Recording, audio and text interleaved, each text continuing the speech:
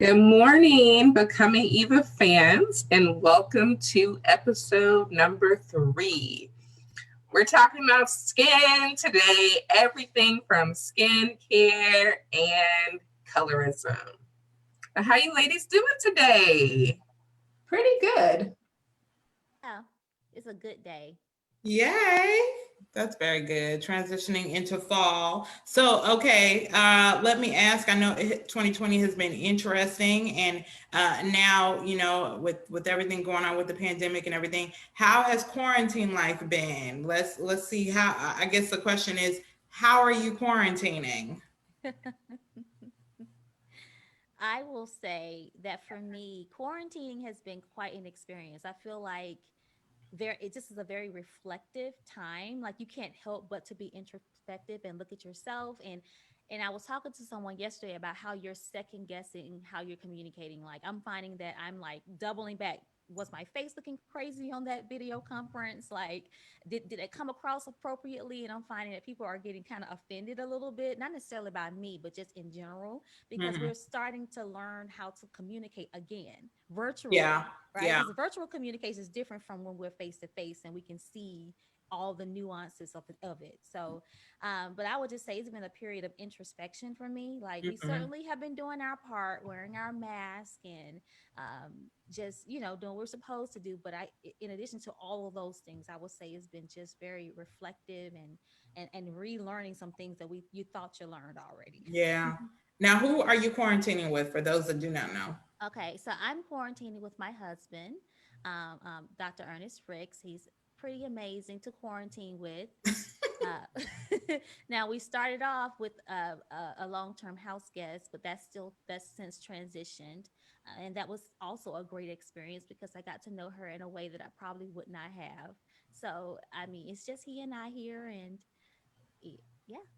Awesome, awesome. And I always have to say, because we're definitely an extension of Track Stars physically and like metaphorically, but all that to say, her husband is also known as the amazing Rick Sincere. So also over MTMV Sports. So both of them are very near and dear to our hearts. So, and then we have the amazing Dr. Antionette Landor. So I was going to ask, first of all, can you share with us how your quarantining has been? We'll do the official introduction shortly, but how your quarantining has been, and if you're quarantining with anyone.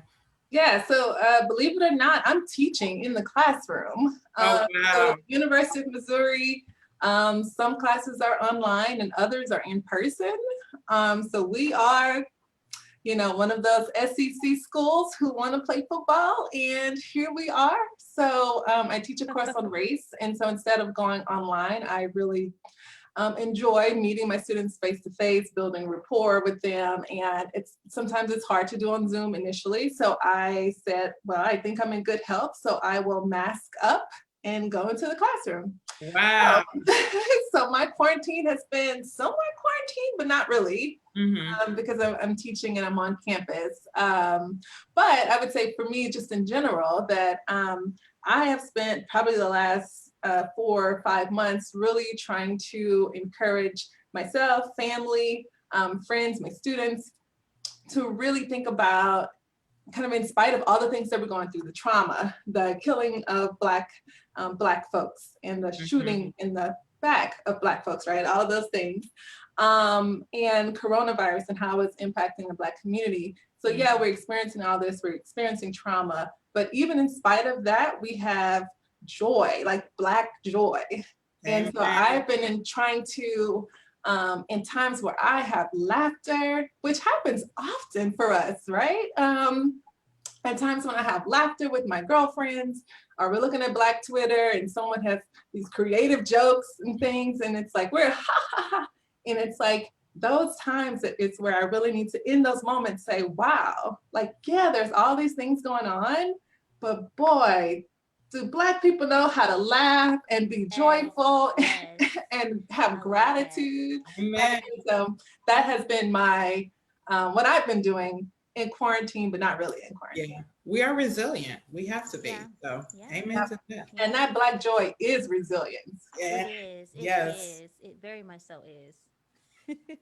So Toya, you want to do our official introduction so everyone learns more about the background of our special guest?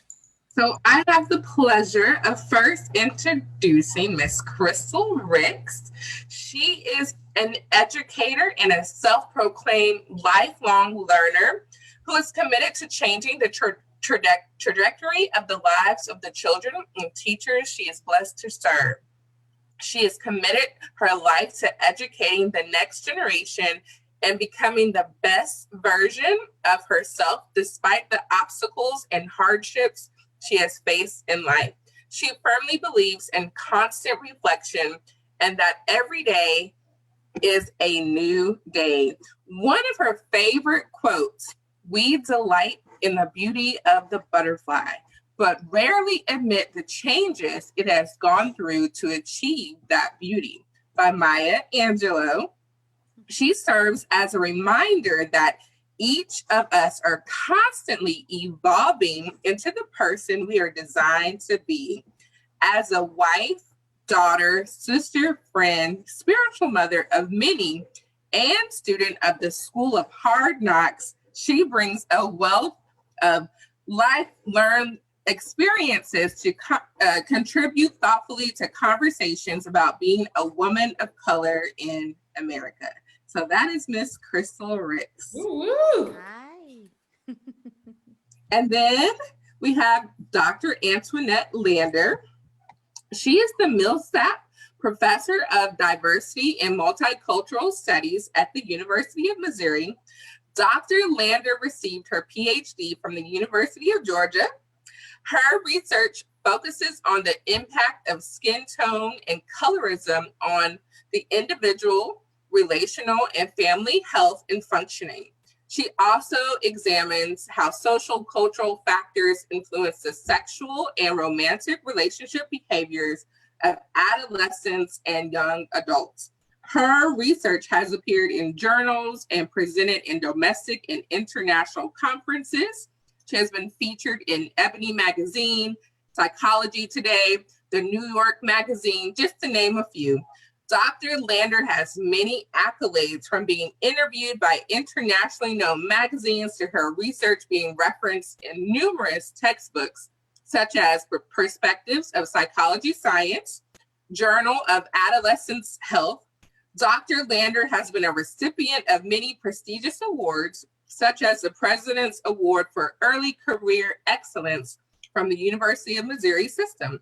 She is a proud and active member of the Alpha Kappa Alpha sorority, and in her spare time, she enjoys international travel, listening to music, and shopping.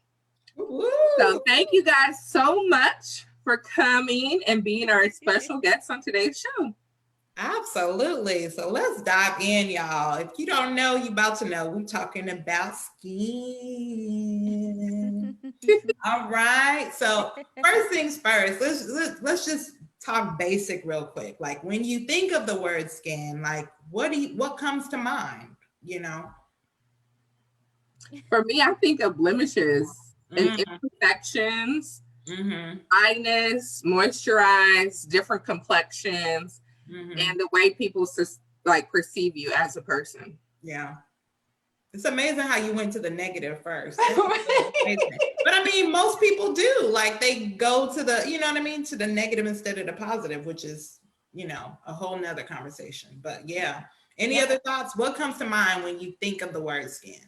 Yeah, when I think of the word skin, I go back to like biology class, where skin, I thought this was so amazing that skin is like the largest body organ. Yeah. And I thought, I guess I never thought about that. And so then from that, it's like, for me, when I think about my skin and how it is somehow protecting my organs from falling out, and all of that, like how valuable skin is. But also at a simple level, my skin helps me to touch. Yeah. And so when I think of skin, I think of like it is this huge thing, literally and figuratively, but also like how valuable it is to all of us, and it helps you to connect to other people too. Yeah. And going back to that protective piece, I feel like because it is like a protective organ, it's like the first contact. It takes a lot of hits, again, literally and figuratively, because oftentimes how we are perceived is directly connected to our skin, whether it's our skin color, whether it's the blemishes on our face, whether it's scars we may have or what have you. Like literally our skin is the first representation oftentimes of who we are as people. Yeah. Wow. Okay. So, go ahead, Crystal. It's crazy how, although the skin is our largest barrier, it is our first line of defense, so to speak. It is also like so delicate. Like it doesn't take much for it to blemish, for it to scar. Like one accident, Lord forbid, and you can completely be changed. But yet we put so much stock in it, like as far as like how we perceive people, as far as beauty and things of that nature. So I just think, although it's all of those wonderful things, the thing about it is that it is delicate and it can change overnight, literally in an instant. But yet we put so much into it. Wow. Very true. Very true. So now, what are your thoughts? What comes to mind when you think about your skin? For me, I think for me, it's just been a constant battle of finding the right products that work for my skin, even to the makeup that works for my skin, the right products to cleanse my skin. I have still not figured out like the right combination of items that work particularly for my skin. When I was younger, when I had acne in high school, it would leave scars and things on my face, and then going through different pregnancies with the hormones and different things. It's just been a constant battle for me. And then I see people like you, Maya, with your skin. It looks flawless, like your face looks flawless. I don't think you wear much makeup, if any at all. But you don't have, it doesn't look like you have any blemishes on your face. And I want to someday be able to walk around without wearing makeup. Oh, wow. That's funny because I sometimes I have to like encourage myself that it's okay to not wear makeup, because I feel like that's almost the standard when it comes to being a woman and being beautiful. Like, oh, I gotta put something on my face instead of just wash and go. So thank you for adding that perspective, because I don't always view it that way. Wow. Well, my mom always told me when I was younger, like in high school, make sure you wear some foundation and concealer when you go out in public. It just makes your skin look better.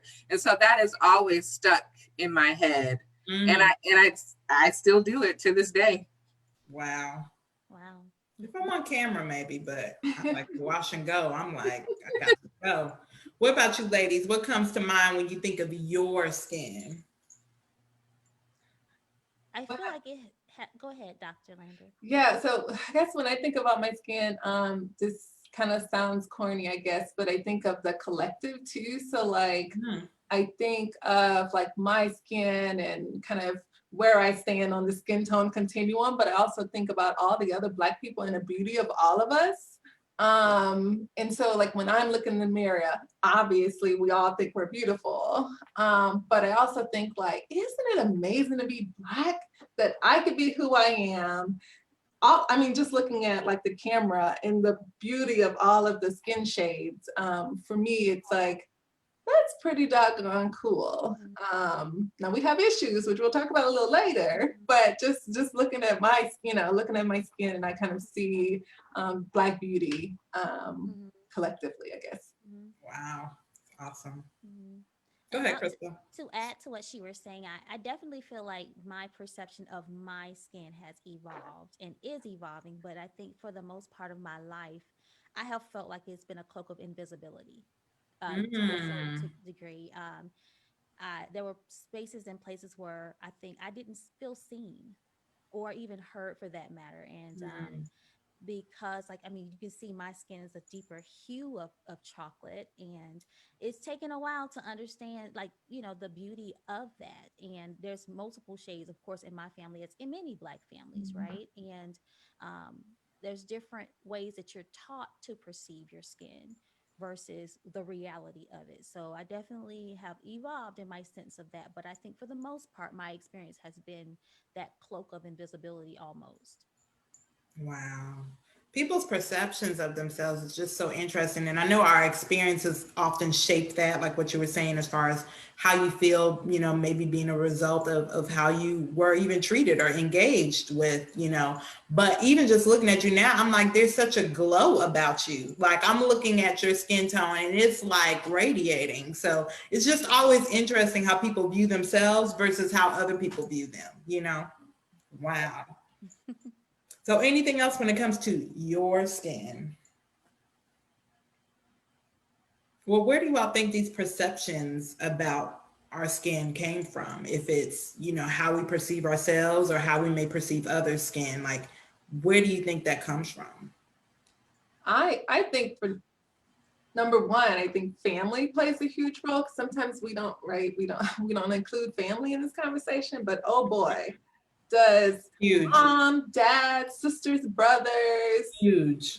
aunties, uncles, grandma, who always has something to say, they all play a role in kind of how we see ourselves, in addition to media, right, magazines and things like that. But I think kind of at an individual level, your day to day, your family has a huge impact on your skin, how you see it, and the behaviors and attitudes you have around it. Mm-hmm. Yes, I totally agree. My one of my younger brothers, he's a darker complexion, and he used to call me. He used to say that I was a peach person. You're peach. You're not black. You're a peach person, and it was just so silly to me. He would call one of my other brothers, who's a little lighter than me. Both of us were peach people. We weren't black. We were peach. And then I also think, like you said, besides the perceptions of society and what we see on media, the school system plays a huge role too on how you see yourself.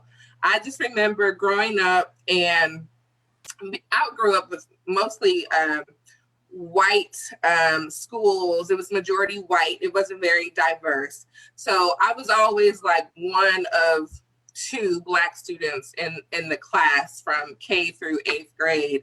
And I just remember thinking as a child that, man, I wonder what it would be like if I was white. And I kind of almost wanted to be white because they seemed very carefree. Their hair could be messy, and they were still considered beautiful. Going to the pool would be a big ordeal for us as Black women. My mom, she was like, no, you got to put something on that hair. And then when you would come home from the pool, wash the chlorine out. It was a huge process. And for white girls, it just seemed very carefree, like just jump in the pool. I can just wash my hair. It's all good. Like it just seemed more carefree and easy. So sometimes I think as a child, I would say, I wonder like what it would be like if I was just white. Wow. I think one thing I feel that is a huge impact that you all talked about was about media representation or the lack thereof. Like I think about my favorite shows growing up and my favorite books, and the fact that in most of those cases, like I found my friends in books. So and I know some of us can probably say that as more introverted people, and most of the characters in the books were, they didn't look like me. They weren't from the same backgrounds as me, and even some of those shows that I watched, there was no representation there, and so you almost begin to, there's like a implicit type communication that this is what it is. This is the measure of a woman or the measure of a person of worth or anything of that nature. And so you begin to actually internalize, or at least I'm just speak to me, I began to internalize what it means to be a Black woman, but a darker skinned Black woman, um, because of the lack of representation in books and also in that media. Wow, y'all, some good stuff. I feel like Okay, we're gonna deviate just a minute and then we're gonna come back because this is some good stuff. I want to expound even more, but let's jump a little bit to skincare. And I know, Toya, you were talking a little bit about this earlier, just how you're oftentimes trying to find the right products, the right makeup, things of that nature for your skin. So let's talk a little bit about why is skin, and we're going to add in hair too, because they're so closely connected, especially when you're talking about beauty in general. And we could do a whole nother episode on hair, but we're going to throw that in the mix too. But like, why is skin and hair care important, especially for Black women or for women of color? It's definitely because of how society perceives you. If your hair and your skin looks good, people will treat you differently. And it goes down to even some of the hairstyles that you choose to wear. For example, on job interviews for me, and I'm not going to say who told me this, but if I'm being interviewed by a Black woman, I've always been told to wear my hair in a bun. Like, don't let them know that you have long hair. Wear it in a bun. And if it's a Black man or a white male or female, wear your hair straight. And so I've always stuck to that to this day. Like, if I know who's interviewing me, that determines the way my hair will look. Now, after I get the job, I'm good. I'll wear my hair any way that I want. But I definitely think it goes into some of the stereotypes that society has put on us. You have to look a certain way so that they don't fear you or don't think that you're an angry Black woman. Wow. Or that they're not threatened by you. Right. Mm-hmm. Very good. Anyone else? Why is hair care and skincare so important? For me, it's good because, I know Black doesn't crack, but having a good skincare regimen helps that process even more. So as we age, so for me, it's just kind of like every morning, every night, putting on moisture, not anything super expensive, right? But I won't say the product because they're not paying me to say it, but something I get from Target.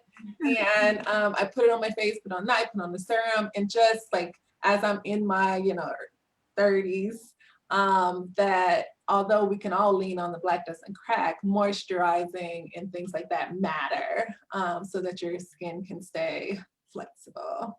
Absolutely. Absolutely. Oh, Crystal, did we lose you? Well, go ahead. Say the first part you said again. I said, for me, skincare is about self-care.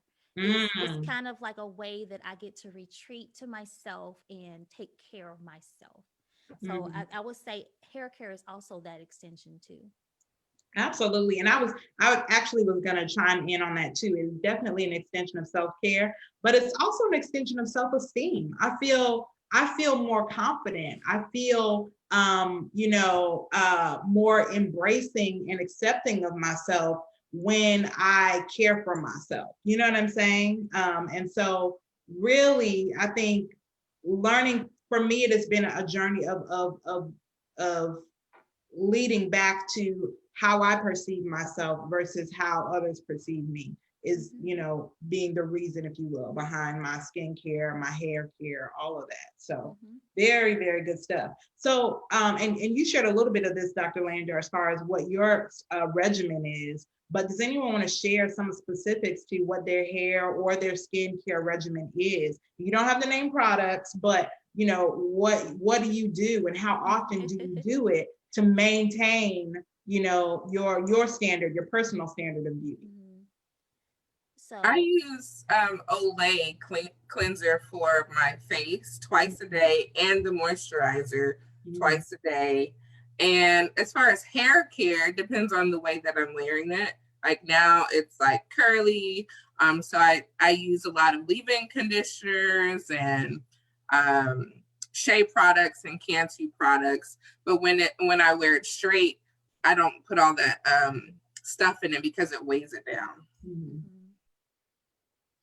I need some Yeah. good leave-in conditioner recommendations. I'm gonna holler at you Oh. about that. Go ahead. I think for me, like with my hair care, I have outsourced my hair care. Like I definitely can do some things on my own, but I have acknowledged that I love natural hair. I love my hair natural, but it makes me happier and be able to better manage my time to have someone who is a professional to care Mhm. for my hair. So I put that's a bill. So every once a month at least, maybe every 3 weeks, I go and see my wonderful hairstylist, and she takes care of me. And in between, especially when we were quarantining, I did my own thing. I used design essential products, and I also have a friend named with Alodia Hair Care. She has her own product. I'm going to give her that shout out because she's an amazing person, All and right. it's based on science. It's based on science and research. So she has a Mhm. great product which I also use. And I invested in a hair steamer, so I get Mhm. to do my own hair steaming treatments at home, because when you have natural hair, and especially when you have that gorgeous coily curly hair, you need to keep it really hydrated and really deeply moisturized, because my hair is like this long, but it's double the length. It's a lot of um, sh- um, you know, things going on. Shrinkage. A lot of shrinkage. Thank you Mhm. for that. Thank you for like there's a lot Mhm. of shrinkage going on there. So I can do some things on my own, but I do choose to make my life a little bit easier and go to someone who I love and do a great job on my hair. As far as my skin, um, I do love skincare, you guys. I do love to study it and all of that. And I think it's pretty simple. And last year, I started getting some changes in my skin. I noticed that I was starting to get some breakouts when normally I had not broken out.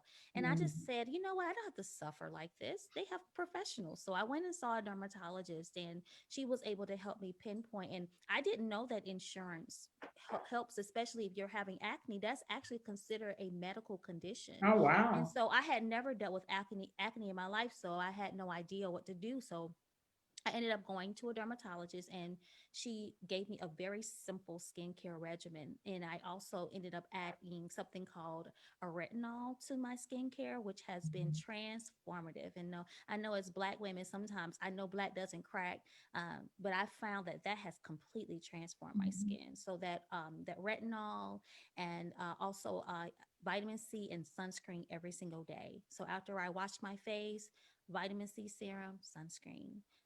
Even though we're Black, and I've definitely noticed, I've always used sunscreen since I was really young, and I have seen a difference. Like, I don't know, maybe you all think I'm a baby, but I'm really not. I'm taking all these tips. I'm like the schema, the vitamin C, girl, some good stuff. Dr. Landor, you got anything? So I talked about my skincare. Quarantine really opened your eyes on the hair care situation, because I would go to, like Crystal, I would go to a stylist once every 2 weeks. And in between, I would wash my hair. But after quarantine happened and stylists were closed, I generally wash my hair once a week, and use, again, I'm not going to name the products, but use products to keep my hair moisturized. My biggest tip is wrap your hair at night, put your hair up so that it doesn't dry out, which I think all of us know that now. But even in quarantine, it's like part of my self-care is to make sure that I continue to keep up with my hair care, with my skin. So even putting on a little lipstick too during quarantine, like I wasn't going anywhere, but for some reason it made me feel like, okay, Oh, Yeah. yes. this is Oh, a new day, even though I'm going straight to Zoom, right? I think that kind of helped too. But yeah, so hair care regimen is just washing my hair, obviously making sure that it's clean, but wrapping it up at night. God, good stuff. I have to deviate just a little bit because this natural hair care piece is huge, especially for women of color. It's Yeah. like especially. And so, I mean, literally when it comes to natural hair care, and you did a great job of sharing some tips, Crystal, and you as well, Toya. Like, are there any tips like that you have just for caring for your hair? And it may, even if you, I don't know, do you have natural hair, Dr. Lander, or is your hair processed or? Yep, it's relaxed. Okay, so any hair care tips that you have, feel free to share because there's a lot there as far as care is concerned, and even, you know, perceptions as it relates to our natural hair. Like, you know, is it okay to wear it? Is it not okay to wear it? And you know, not just things that you may hear inside your own outside your race, but also inside your race. You know, like, you know, I know there are, you know, older generations that have blatantly said, similar to what you were saying, Toya, like, don't go to no interview with your natural hair out. Like, you better press it, braid it, something, put it up in the bun, something, but don't you do that, you know. And it's like, okay, this is how it grew out of my head. But, and I understand why they're saying that, you know, they're really trying to look out for your best interest. But at the same time, the things that take root in you over the course of hearing those things throughout your life, you know, cause you to perceive your hair, your natural hair, a different way. So any thoughts or tips as it relates to natural hair before we get on into colorism? Yeah. I say give ourselves grace. Mm. Like I literally cut all of my hair off in college. I will get pictures and I scream because I can't believe I walked around looking like that. But I didn't think about it at the time. At the time, it wasn't even a thing because I just felt liberated. That's how I felt, because I just decided that, you know what, I don't want to duck off in the bathroom every once a month to relax my hair and have all these questions going on. So I would just say grace is key, because we have to recognize that we had not been taught how to care for our natural hair. We had not. Like, even though we are who we are and it grows out of our head, we were taught to tame it and do different things to it other than do what it naturally needs. And so I think it's important to learn about our hair, learn about your hair. How is it composed and what does it need? Because guess what? When it gets what it needs, it thrives. It grows long, it grows thick. And again, it depends on your genetics too, right? Because everybody's not going to have long hair, and that's perfectly okay. That's perfectly okay. And I think it's about recognizing what comes out of your head if you're natural, and accepting it and giving yourself grace to learn. So I have learned that my hair wants lots of moisture. It wants lots of water. It wants coconut oil. It wants jojoba oil. It wants whatever kind of oil. It likes those oils. And it also likes mousse. And I did not know that for a long time. It loves mousse. Mousse pops those curls out really nicely. And those low contact, those styles that you want to touch all day, but allows you to kind of keep your hair away and like really protect it. Like twist two transfers are great for me because I get several styles out of that. But and you, of course, once you really get your hair the way it's supposed to be, especially if you're natural and you learn the products that work for you and you're consistent in using it, you're going to want to touch your hair all day every day. You're going to want to. And so just kind of like recognizing what your hair needs and giving yourself grace to go through that crazy period of not knowing. And there's a lot of people out there who've done the research. So I say do the work and, you know, connect with some people who have done it, and don't be afraid to try out some things. But in like that product junkie part, it goes out like, and you find out I have like 3 products I use in my hair. That's it. You know, and I will be happy. I like the fact that she was saying, "Oh, they haven't sponsored me, so I'm I'm gonna hold back the specific ones." But yeah, like I think, like I would honestly say, because honestly, I've outsourced it. Yes, it is simpler, but I can still do it, and care for it on my own too. Very good. Very, very good. I think it's important, one thing you shared, to realize that not everyone's hair is the same, even if it is natural. Like you have different types of hair in your own head. You really have to kind of figure out, like, you know, what your own personal hair needs. And it is a matter of trial and error. So definitely give yourself grace. So before we transition into colorism, if you haven't already, and I think some have, so feel free if you don't have any additional tips to share, but one final tip that you would give regarding skin and or hair care, excuse me. Just take care of the skin that you have, because you're only given that one skin for your entire life. So just really spend some time taking care of your skin and your hair. Very good. Yep, I agree with that. And yeah, do what works for you. One of the things that I've noticed recently, at least in the last few years, is on the opposite side of the relaxing your hair is this huge, right, natural hair movement. And oftentimes Black folks look at folks who relax their hair like, what you doing? Oh my gosh, that's the worst thing in the world, right?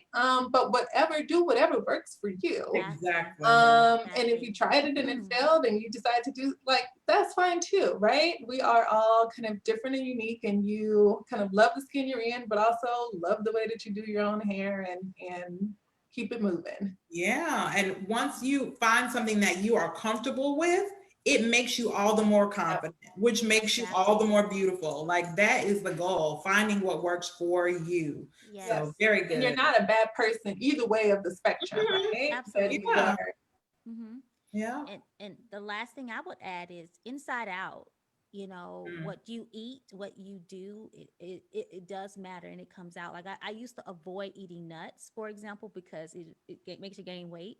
But I found out that's the best thing to eat, like a nice almond, like a few handful, like inside out. What you eat, what you drink, reflects in your hair and in your skin.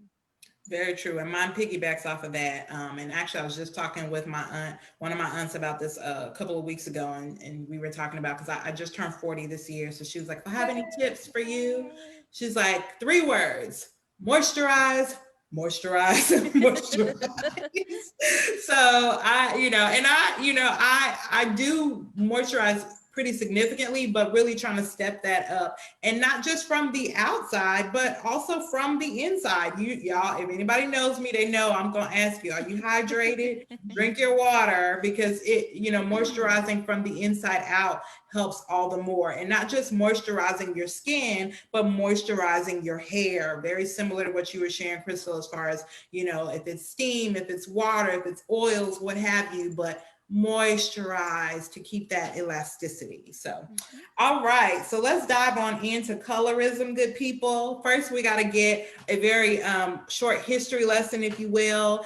So I'm gonna put Dr. Landor on the spot, since this is your area of expertise. If you could give us a definition of skin colorism and kind of share with us like the history of it, if you will, or how it kind of evolved into what it is today.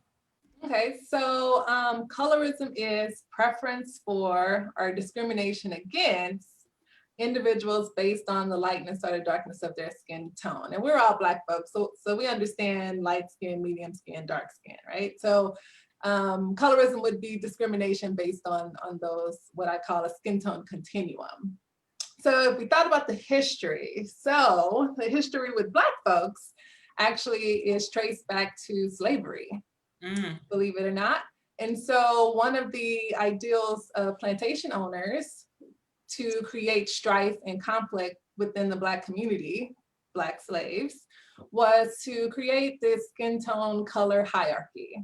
So let's treat lighter skinned slaves differently than darker skinned slaves, and to make them hate each other in a way, right? And so historically they would talk about lighter skinned slaves who worked in the house, right? You call those folks the house workers. Maybe they had opportunities to read, not a whole lot, but they had opportunities to be closer to the family indoors. Whereas darker skinned slaves were those who were outside toiling the soil.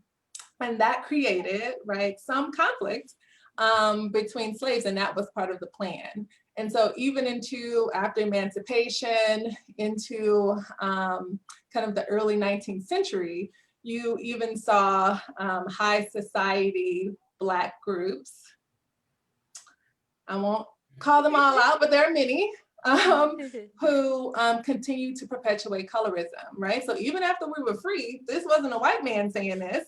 This was folks who looked like us, who created organizations that based on their skin tone, it determined whether you were light enough to be part of the organization. So for instance, they had, I'm sure all of you have heard of the brown bag test, right? Where they would put a brown paper bag right next to your face. If you were darker, that meant you couldn't enter into this high society. Black folks. And then there was something else called like the Blue Vein Society. So if you looked at your veins, you all can kind of look at your veins now if you want it. And if you can see your blue veins, then that meant you were light enough to be part of those groups. If not, you were too dark, so you were excluded. And so, and again, I like to emphasize, these were Black folks doing this and perpetuating colorism. And so even into, moving into today, we still see those things. Now it's what I consider a dirty little secret in the Black community. We all know it exists. We all talk about it oftentimes in our day-to-day lives, even when we're describing people, that dark-skinned girl over there, the light-skinned girl there, why she dating, why they dating, who they, what, right? Or why you acting light-skinned, why you acting dark-skinned, oh, you pretty for a dark-skinned girl. All this kind of stuff that we do constantly in our conversations continues to perpetuate it, and we see it within families too. So that's kind of a short history, particularly with Black folks in America. And it's still alive today. In my research, I always like to reiterate that colorism exists, and in some ways it is so similar to how it was even during slavery and thereafter. Yeah, just I think, was it last week or a couple of weeks ago? I don't know if any of you watch the documentary show Black Love on OWN.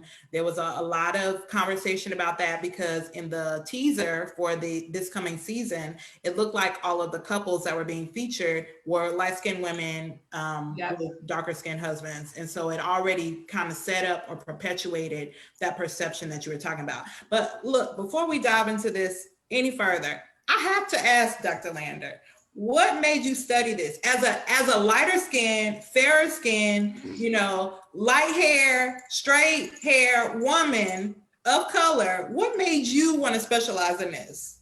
Yeah, so for me, it's like personal experience. So I grew up in Southern Louisiana. Latoya, I don't know if you have any experiences that you want to share about your life, but I grew up in Southern Louisiana.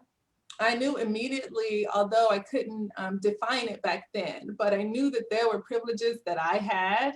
And it wasn't because, obviously I was a smart kid, obviously I was student of the year, I deserved all of that kind of stuff, but there were a lot of privileges that I had just by being kind of my light-skinned self that my friends did not get. And I thought, this is strange, right? And it also caused, like, I would see, maybe not necessarily with me, but with my friends, like conflict in girl groups, because somebody light skinned and somebody dark skinned and then a medium skin, it was just like a constant thing in my life.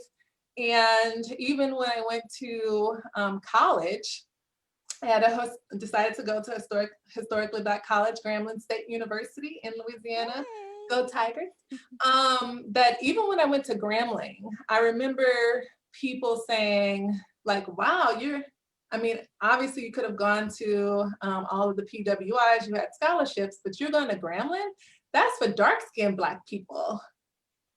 You should go to Southern. That's where the light-skinned folks go, right? Wow. And I thought, like, wow, like, this is crazy. This is some crazy stuff. And this wasn't that long ago. And so I knew that when I get an opportunity to get a PhD, somehow I would find my way to researching this. It doesn't have, there's not a whole lot of researchers out there researching this stuff. A lot of people kind of talk about it from their personal experiences. But I said, when I get an opportunity to do this, like, I have to study this. Like, I need people to come into my research lab, because I know my experiences and I know my experiences of friends. But it makes a huge difference when I can say hundreds and hundreds of people feel this. And a lot of my work talks about, my recent work too, talks about the trauma of it, right? Mm-hmm. Skin tone trauma, which I can talk about a little later. Yeah, but that you actually segued into my next question, and you answered it beautifully. How has colorism impacted you? So Crystal or Toya, how has colorism impacted you personally? I definitely think, like what Dr. Landor said, it is a privilege, a type of privilege to be light-skinned. And even as a child, you don't necessarily understand why you do get certain benefits, or why teachers like you a little bit more as opposed to a darker skinned girl. They make assumptions too based on your skin color, or they may get more disciplined because they're darker skinned, and they think maybe they're more aggressive, or just different things like that. But I've always had issues with Black girls growing up. Always. I had the, oh, you think you're too good comments, you're stuck up, why you talk like that, why do you talk proper? Just, and I would get a lot of attention from boys growing up, even though I really wasn't into boys until I got to high school. But it was easy to get the attention from different boys growing up. And I think that's why a lot of girls didn't like me, because, you know, I, it appeared that I could get attention from boys easily. And I think it caused a lot of strife and hate. And when I did try to have girlfriends that were darker complexion in college, I would say college was the first time I actually had darker complexion friends.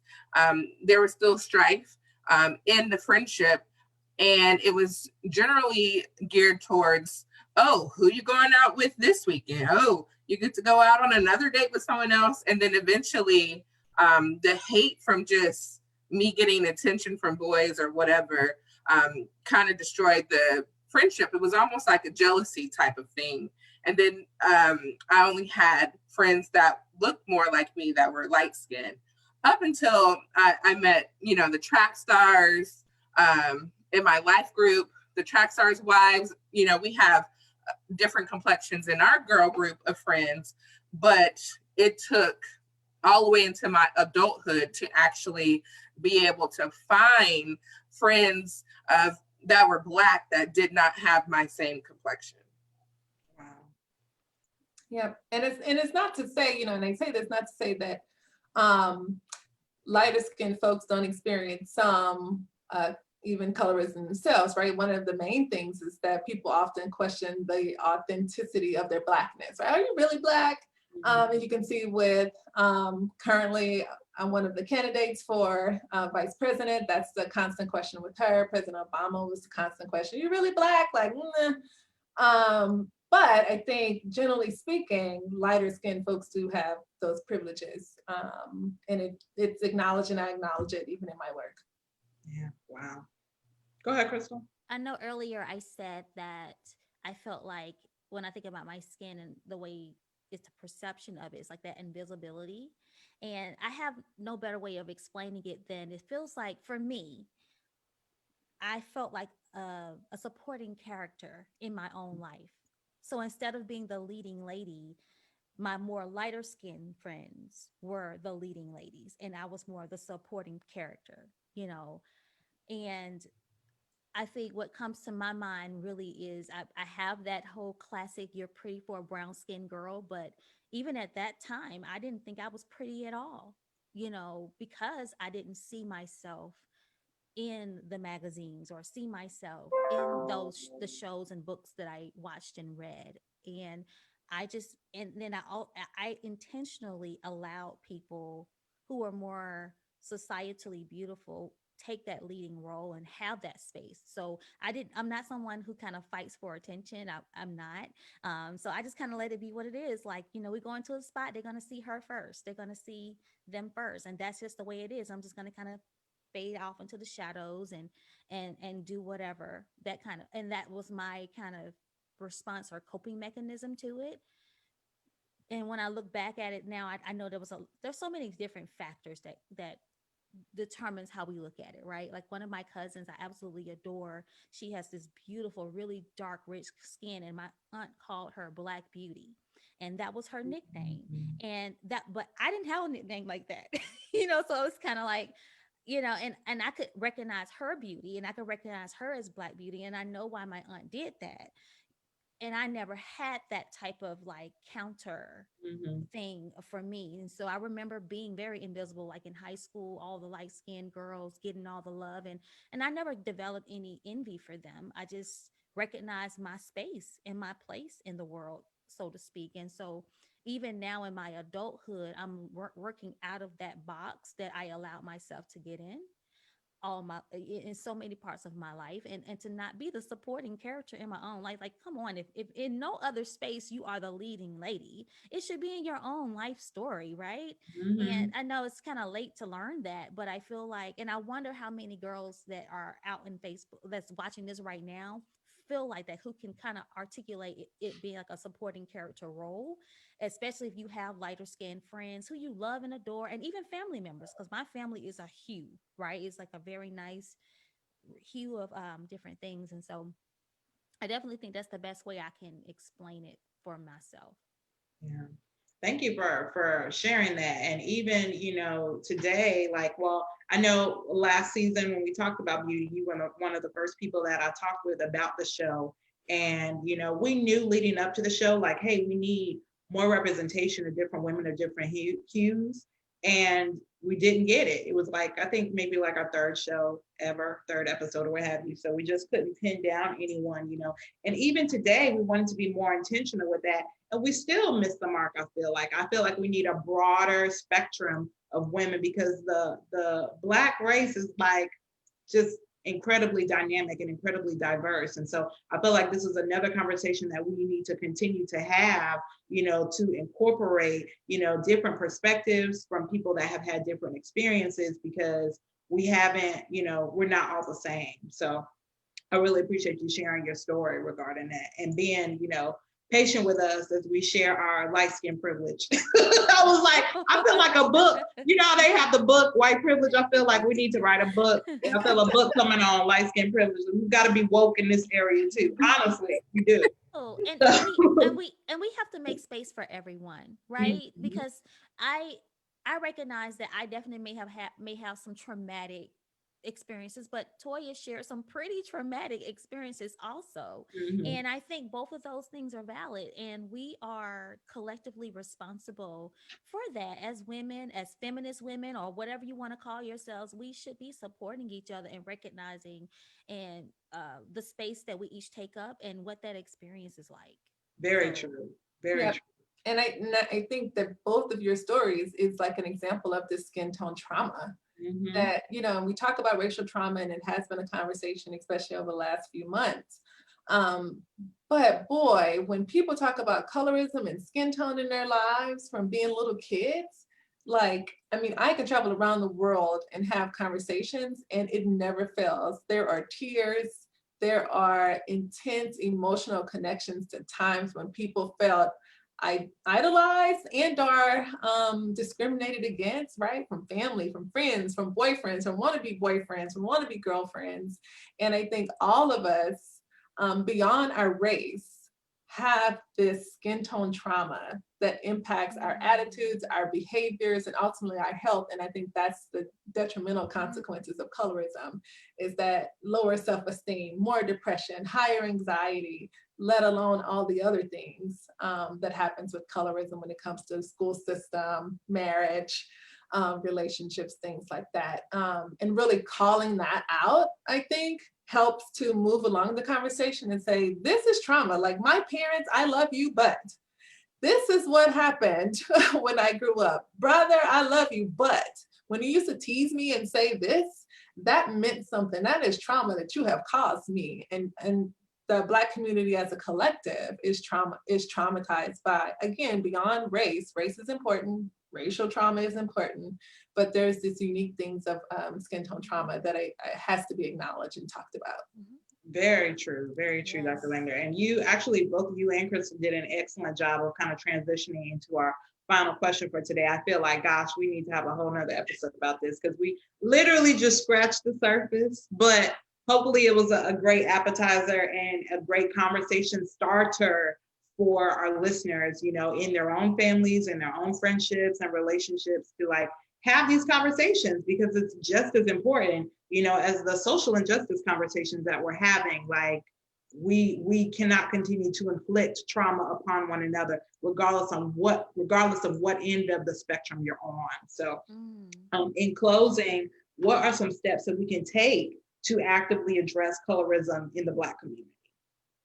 I think it starts within our community. Let's stop with the labels. Let's stop with the high yellows, the red bone, light bright, pretty for a dark skin. The questions, are you mixed? What are you mixed with? You got to be mixed with something. Look at your hair. Your hair doesn't look like the other Black girl's hair. So what are you mixed with?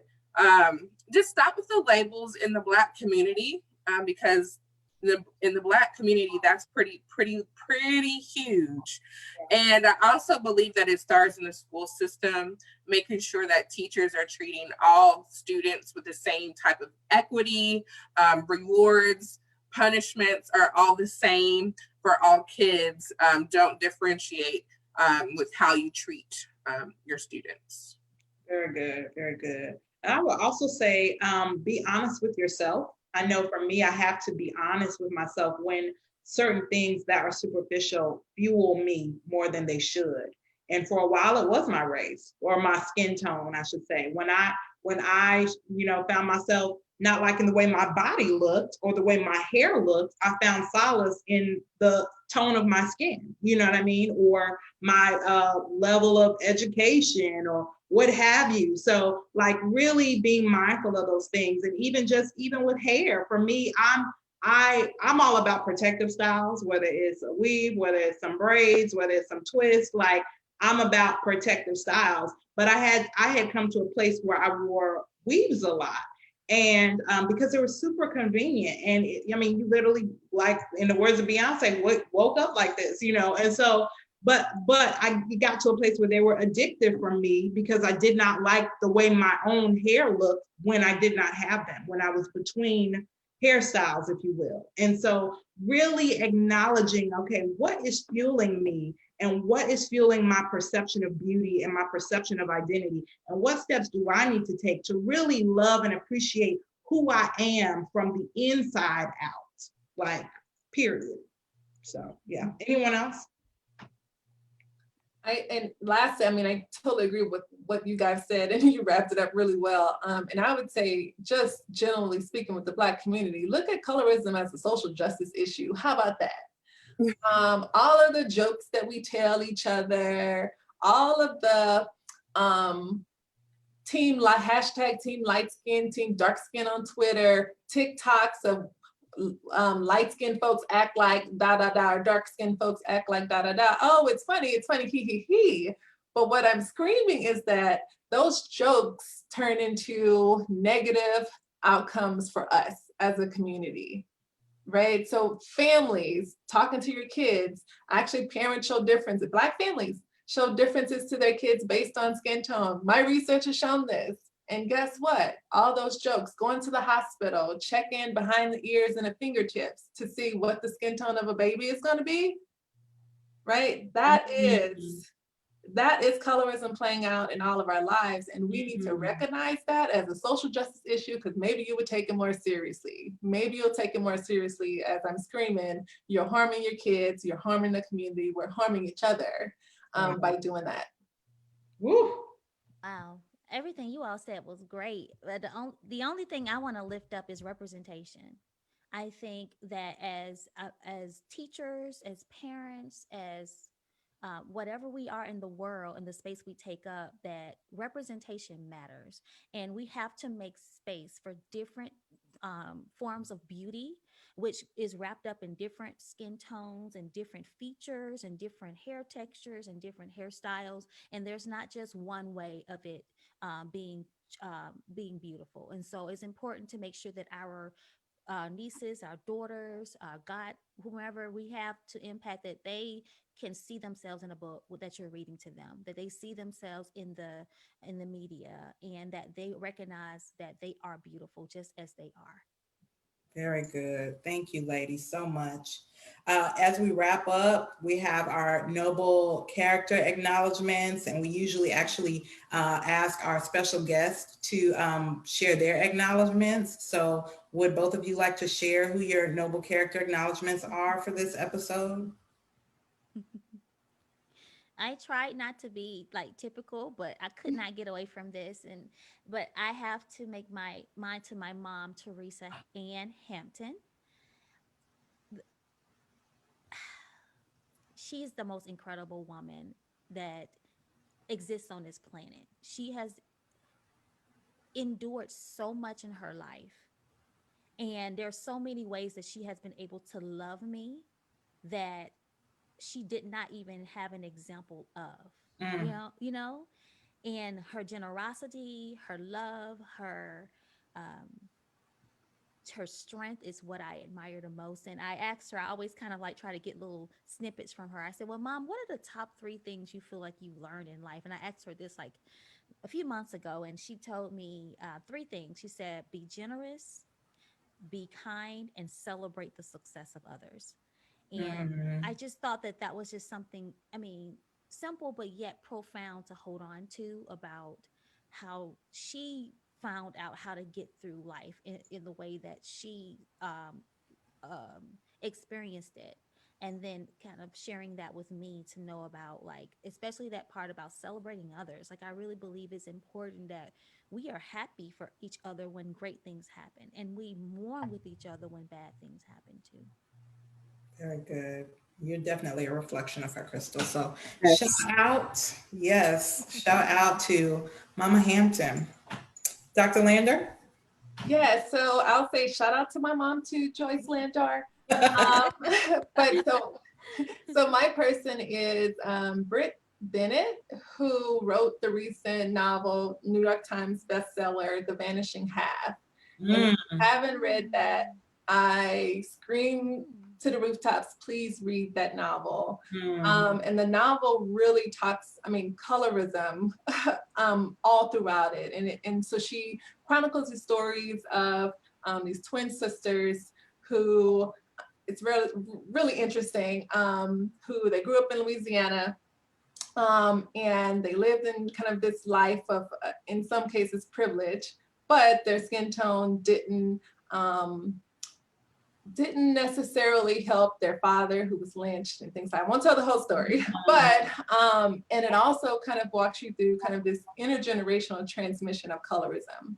And so as they think about their own kids, and one of the sisters lives her life as a white person passing, and the other lives it as a Black person. And it's a fascinating story. And so as I was kind of thinking about kind of coming on and having these conversations, I thought one of the things that has really kind of gotten me to where I am is through reading. And boy, this novel, you will not be able to put it down. Britt Bennett. Thank you. Excellent. Thank you. So you want to close us out with our BE challenge and next week's teaser? Sure. So last week's BE challenge was to identify a relationship that needs more quarantine proofing and take action steps towards improving that relationship. Maya, you want to share how did your BE challenge go? Absolutely. You're talking about for this week's BE challenge?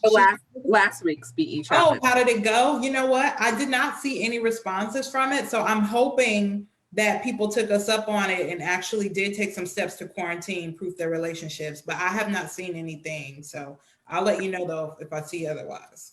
Okay, so this week's BE challenge is to adopt a new habit for your skin or your hair care regimen, or identify perception regarding colorism and take steps towards dispelling it. So that is our BE's challenge for this week. Next week, we are talking about single Black female. We'll have 2 more special guests next week.